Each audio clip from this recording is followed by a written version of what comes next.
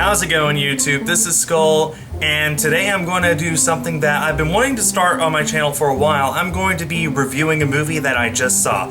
Right now it is about 11:30 at night on Saturday, July 23rd, I believe. Yes, July 23rd, 11:30. Before I start this review of Star Trek Beyond, I have a few things to cover. The first one is that this will be a video that I'm going to do something that Boogie2988 does. It just works out really well. The first half of this video will be spoiler free, and the second half will include spoilers. So if you haven't seen this film yet, and you want to avoid spoilers, and I highly recommend that you do avoid spoilers, then please just feel free to watch this video up to about the halfway point, and then when the video becomes spoilery, then I will switch the video to grayscale, to basically black and white, so all the color will be gone from my video, and that's how you know that the spoilers have begun.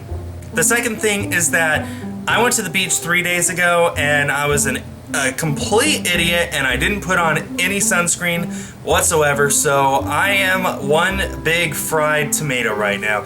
Underneath my shirt is really bad. My skin is basically got second-degree burns because of the sun. I have boils all over. It's not very pretty, so be happy I'm wearing this shirt. Not just for decency's sake, but because it actually looks like a horror show down there. You might be able to see the sunburn on my face, but basically, long story short, I'm telling you that because if I'm not that expressive, I'm sorry, I'm sunburned. And I'm also really red. So with all that out of the way, let's go ahead and get into my review of Star Trek Beyond. I almost called it In the Darkness there. Star Trek In the Darkness was the previous one. This is Star Trek Beyond, and as I said, the first half of this will be spoiler-free, so please go ahead and listen in. My initial reaction to Star Trek Beyond is that it was a really good film. I haven't been a Star Trek fan all my life. I've been a Star Wars fan my whole life, but I haven't really gotten into Star Trek, and I actually do have this current series of Star Trek to thank for my getting into it. Well, when the very first reboot of the Star Trek film series, the one that came out in 2009, came out, I saw that as a Redbox rental, and I just immediately fell in love with the franchise. And in the past 7 years, I've watched all the movies, I've watched the entirety of the original series and Next Generation. I've grown to just love this series and this franchise as a whole. I really do love Star Trek. I can't consider myself a hardcore fan just because I know there's so many more out there who are way more hardcore. People who learn and speak Klingon, people who dress up in Starfleet uniforms all the time, all this sort of thing. People who just know Star Trek out the wazoo in their head, much like I know Star Wars, but I don't know anything like that about Star Trek. All I know is I'm a casual fan. I love the series. I love all these characters. It's just, I like Star Trek. I really do. So going into this movie as a Star Trek fan, but not a hardcore one like those ones I was just telling you about, I gotta say that this actually was probably the closest thing to an actual Star Trek film that we've ever gotten in the series. The only exception possibly being The Wrath of Khan. When Gene Roddenberry created Star Trek, I think that what he was best trying to go for was a science fiction film that showed off the human aspect of it that you don't normally get in sci-fi. Usually in science fiction, it focuses on the machines that are built, or the advances in technology that are done, or the alien races.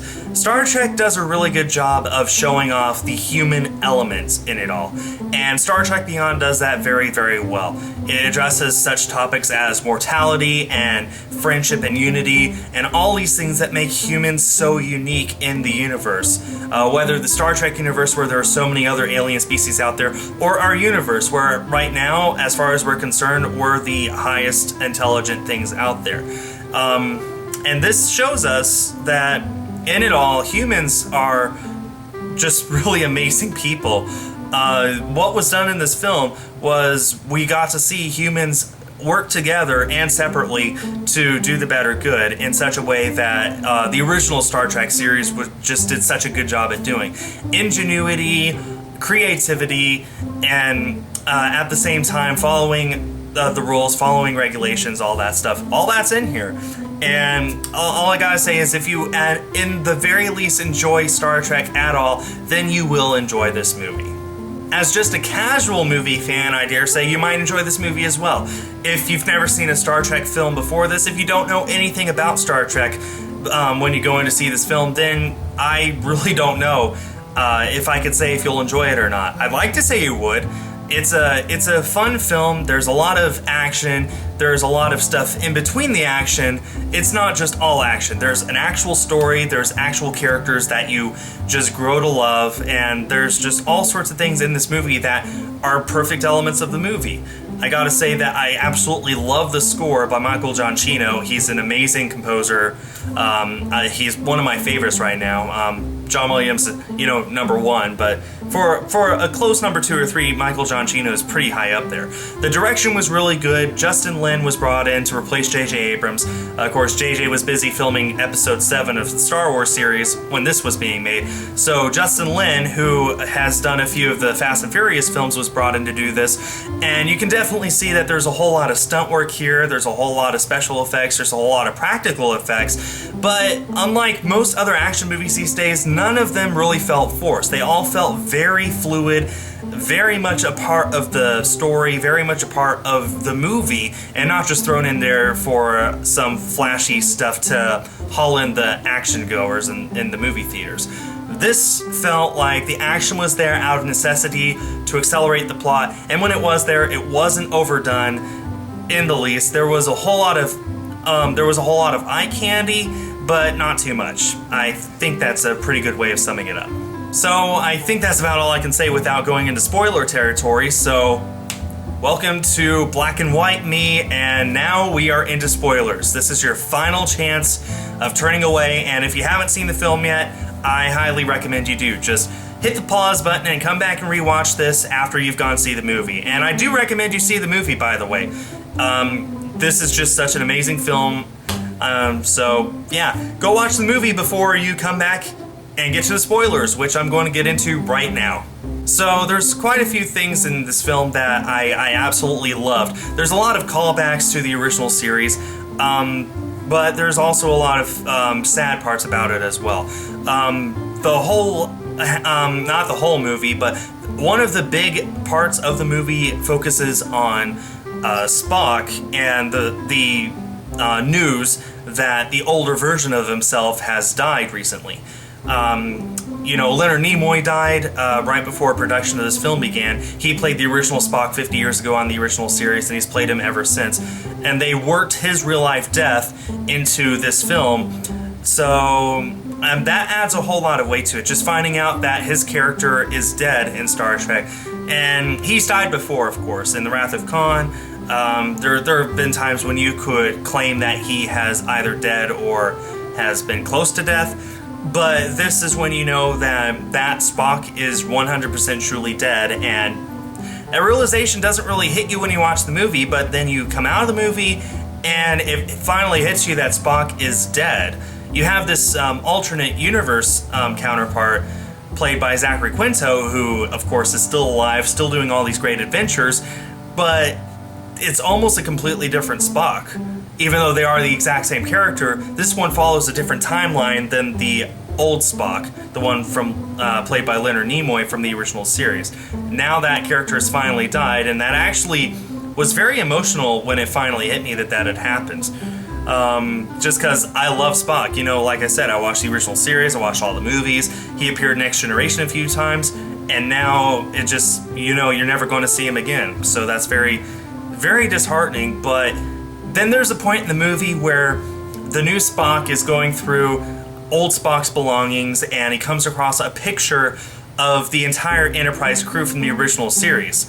And as soon as he pulled that picture out, I just got goosebumps, which I gotta tell you actually hurt because of my sunburn, but it was just so awesome seeing all those characters on screen, even if it was just on a photograph. Just the callback to the original series, and the film trying to tell you you can't just stay in the past. That was amazing. That was an incredible time. Let's move on and see what happens. And that was just absolutely gorgeous. It really was. Another thing about this movie is, of course, a month or so ago, Anton Yelchin, who played Chekhov in this film, he died in a freak accident, which I'm not going to discuss here because it's pretty gruesome. But when I heard about that, my heart just died a little, because he actually wasn't that much older than me. He was less than 30 years old, and his life had been cut short. And obviously, when they made this film, they wanted for Chekhov's character to move on into the next Star Trek film. They already said that, out of respect for him, they're not going to recast. He's just simply not going to be in the next film. We don't know what's going to happen to Chekhov in between now and then. But still, knowing that Anton Yelchin had died before this movie opened made it a little hard to focus on the movie itself. Because every time Chekhov appeared on the screen, I just sort of felt myself thinking, well, he's dead now. Which I think is a very natural thing to do, especially if you're a movie fan like I am. I love watching old movies and going through their whole cast list and see who's still alive and who's not. But it's a little bit different when an actor actually dies before the movie's released. Then you see him on film and you think this was one of the last things he ever did, filming this scene. And it hits you in an incredibly emotional way.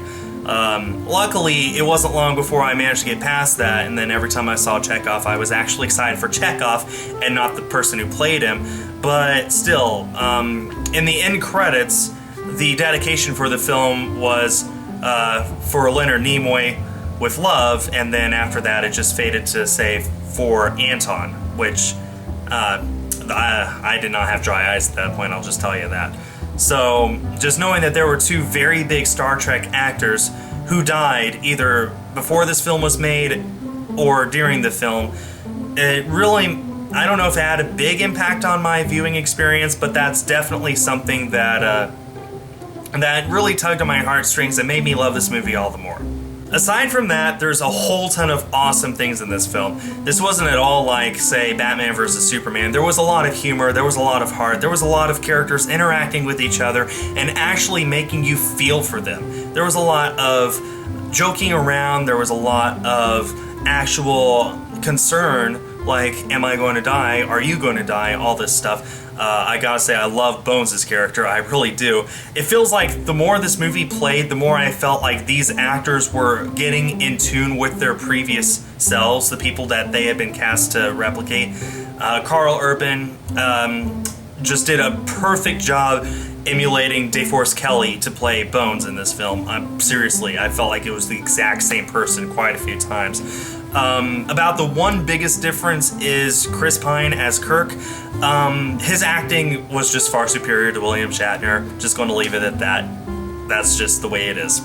The villain, Krall, was played by Idris Elba, and I think this was like my fourth film this year that I've seen him in. Well, not technically seen him, this was the first time I've seen him. He was in Zootopia, and he was in Finding Dory, and I believe he was in The Secret Life of Pets as well. I could be wrong. I think he's in Moana or something else later this year, I don't remember. But it's just funny seeing him in so many films and playing so many kinds of different characters. In Zootopia, he was not exactly the anti-hero, but he was like just he was the typical boss. You know, he'll make your day miserable, but once he understands you, then he's a really nice person. In Finding Dory, he was sort of a comic relief, which, you know, that's just something completely different from the first one. And here he's the villain, and he plays an incredible villain who actually gets to the characters in such a way that you see them scared, you see them just thinking, what can we do to destroy him, and realizing, you know, there's nothing we can do. So they just let events play out until they get to the point where they can do something.